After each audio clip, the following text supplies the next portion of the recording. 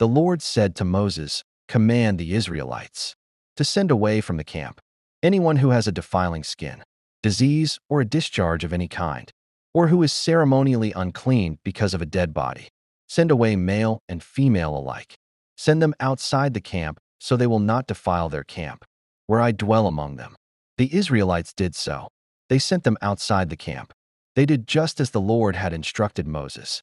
The Lord said to Moses, "Say to the Israelites, any man or woman who wrongs another in any way and so is unfaithful to the Lord is guilty and must confess the sin they have committed. They must make full restitution for the wrong they have done, add a fifth of the value to it, and give it all to the person they have wronged. But if that person has no close relative to whom restitution can be made for the wrong, the restitution belongs to the Lord and must be given to the priest, along with the ram with which atonement is made for the wrongdoer. All the sacred contributions the Israelites bring to a priest will belong to him. Sacred things belong to their owners, but what they give to the priest will belong to the priest. Then the Lord said to Moses, "Speak to the Israelites and say to them, if a man's wife goes astray and is unfaithful to him so that another man has sexual relations with her, and this is hidden from her husband, and her impurity is undetected, since there is no witness against her and she has not been caught in the act, and if feelings of jealousy come over her husband and he suspects his wife and she is impure, or if he is jealous and suspects her even though she is not impure, then he is to take his wife to the priest. He must also take an offering of 1/10 of an ephah of barley flour on her behalf. He must not pour olive oil on it or put incense on it, because it is a grain offering for jealousy, a reminder offering to draw attention to wrongdoing. The priest shall bring her and have her stand before the Lord.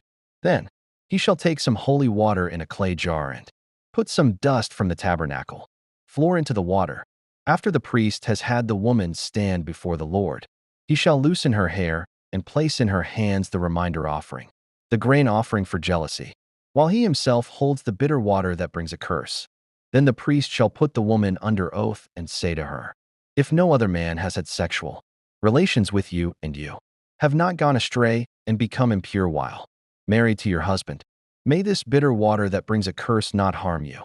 But if you have gone astray while married to your husband and you have made yourself impure by having sexual relations with a man other than your husband, here the priest is to put the woman under this curse. May the Lord cause you to become a curse among your people when he makes your womb miscarry and your abdomen swell. May this water that brings a curse enter your body so that your abdomen swells or your womb miscarries." Then the woman is to say, "Amen. So be it." The priest is to write these curses on a scroll and then wash them off into the bitter water. He shall make the woman drink the bitter water that brings a curse, and this water that brings a curse and causes bitter suffering will enter her. The priest is to take from her hands the grain offering for jealousy, wave it before the Lord, and bring it to the altar. The priest is then to take a handful of the grain offering as a memorial offering and burn it on the altar. After that, he is to have the woman drink the water. If she has made herself impure and been unfaithful to her husband, this will be the result.